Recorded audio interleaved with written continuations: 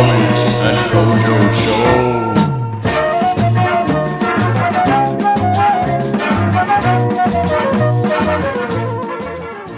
With you saying about if you want to become a YouTube sensation and just make 1,000 videos, 100% agree. 100% agree. Because actually doing that, what I've realized is every single day that I do something, I get better. And every day that I get better, it means that more and more people are willing to watch these videos that I'm making. Now, I realized early on in my life that there's certain things that I'm bad at. I'm naturally worse at than other people. And you and I are perfect examples of that. Fucking awful. I am awful at organization, at any sort of structure in life, but you're really good at that stuff.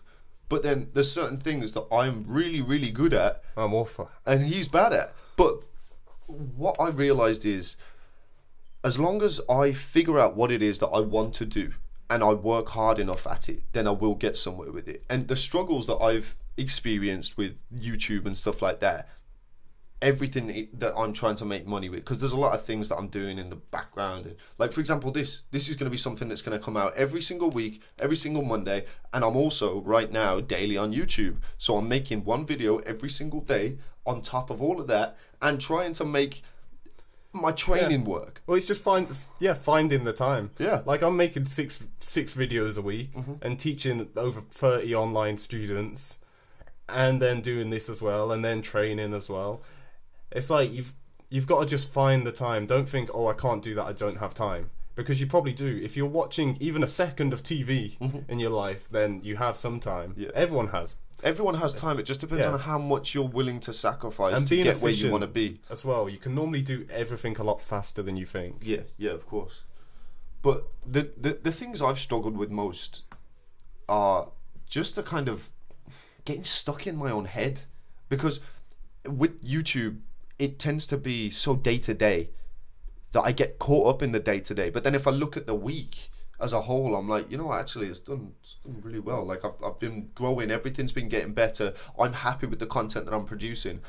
But sometimes I get so stuck in it that if I make one bad video, it can fuck my head up for the next video. And then it keeps going on like that. So I need to just make one video and then just move on to the next video. Because if I'm doing daily, that's kind of the only thing that I can do. And that kind of runs into advice. Well, anything that you're doing, make sure you do it one step at a time. And look at the big picture as well. Because, what you said, that really applies to like my life too, as well. There's been points where the website's gone down by like 20 members and stuff, and I'm like, oh shit. But then if I look over the course of a month, then it's gone up quite a bit. So you kind of got to look at your long-term goals with tricking as well. Like, sometimes you might have 5, 6. I've had months of bad sessions in a row, but eventually you'll end up better than ever if you keep trying. And it's the same with anything. If you keep trying, eventually you'll just keep getting better.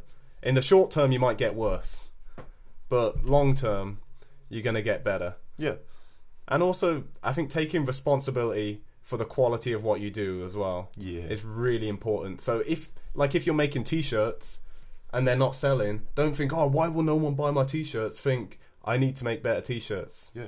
I need to do better. You've got to take responsibility for it. If whatever you're doing isn't going well, then think, what can I do? Even if it's not your fault, even if you're making something great and it should get more attention than it is, you've still got to think, what can I do? Because no one else is going to do it for you. That's the thing. What I've realised is, anything that you come across in business or life or anything, the biggest thing that's going to make you succeed and make you progress is being able to ask yourself the right questions. Because once you start asking the right questions, you end up getting the right answers. And that's the hardest thing to do. Imagine you're starting a business and you just don't know where to start. You don't know what you're doing. I say imagine. You've done that. But like, when you're starting a business, you don't know what you're doing. You don't know how to succeed. You don't know anything about anything. But then you start asking these questions because you're running into all these problems. And then you start realizing that's the wrong way to look at it. I shouldn't be asking this question. I should be asking this question. And then you start getting a little bit of a better understanding as to how to progress and how to get better. But that's enough rambling about me and my YouTube. I want to talk about a bit of creativity in monetizing your passion, because I think that's super important. Yes. You like, before I started doing any of this stuff, like when I was younger and I said I'd make a living from tricking, I always knew that I could be doing a job that doesn't exist yet. You've got to think a bit outside the box. There might be the perfect job for you and no one's doing it yet. It could be a whole new thing. Like some examples of things that trickers could do in the future. I think someone does do this, but it could be like marketed really well. You could become an official like gathering photographer or videographer. If you really promote what you're doing, you're reaching out to all the gatherings, you're making all these sick after movies, you could make it a job where you're getting flown out to events to just cover the event and make sick films, take sick pictures of it. You could also become like a gathering planner if you know a lot about gatherings and event management and tricking. If you're involved in tricking, like use that to your advantage. You could help gathering organizers make their gatherings better, get more people there, make it more profitable. That's another job, doesn't exist yet, could make it happen. And then being like gathering physio. If you train as a physio or a masseuse, market it specifically for tricking and package it in the right way, and you could be paid by gatherings to go and do that at various tricking gatherings. There's a need for that. People want that. If people want it, then you can make money off it. So there's a lot of things you can do. You've just got to think about it a bit, really.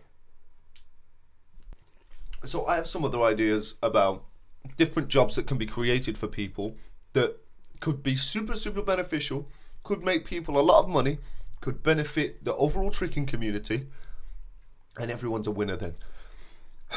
For example, I think there's a need for tricking managers, tricking agencies, and event promotion people. Now, if you look at anything that's already a thing, festivals, for example, they have all of those things. They have the marketing department, they have the promotion department, they have the people that are reaching out to so-and-so's manager to get this artist to a music festival. Now, if you just look at it exactly the same way as trickers, if you've got the managers need to be paid. Then they're going to be paid by the trickers because they're making their lives a hell of a lot easier. Now, because of that need for trickers to be able to pay somebody to help them with their general life and to make money and all that sort of thing, it just means that there's always going to be a process of people making money and then being able to create jobs for other people. And the more that happens, the more recognition tricking is going to get.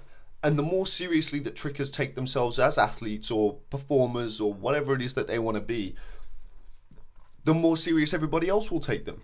It'll make life better for trickers, basically. Yeah, people kind of innovating and creating these new jobs within tricking, ones where there's a need for it. So not just selling more t-shirts, because there's some people that don't really provide anything, but it's just selling t-shirts. But I think there is a need for that as well, though. I think we got that covered, though. But I think there's so many things that are untapped in tricking, so many things that people could be doing. Like if I was a professional gathering promoter, like you could go the extra mile. You could reach out to various different tricking academies, all these different places, work out deals with them to get groups of trickers from different communities. Like if there was someone who's really on that and marketed it in the right way, and they could bring gatherings loads more people. Yeah, that could be like a prosperous profession in the future. I'm sure there'll be people doing that, and that's something that's untouched. Well, and I'm sure agree. There's loads of other things like that. But at the same time, I don't think that so the way that you were saying it, you were saying we've got that covered. I think there's always a need for more of everything. Well, yeah, I just mean the that, things when it's just clothing and it's just like t-shirt, when it's just the same as what's already there, when there's nothing behind it, no substance. Okay, that's like, I don't have a like that, I'm not like against it. I'm like, yeah, do what you want, but I feel like there's so many other things that people could be doing, like putting more work in, that would actually help tricking a lot more, rather than just making t-shirts. Yeah, I agree. If you want to fight, then let me know. Yeah, and if you want to fight, then just post your address and we'll come over and we'll fight you with our fists.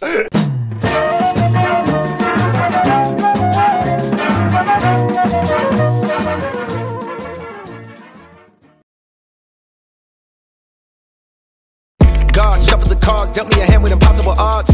Put an obstacle course up, look, and I conquered them all.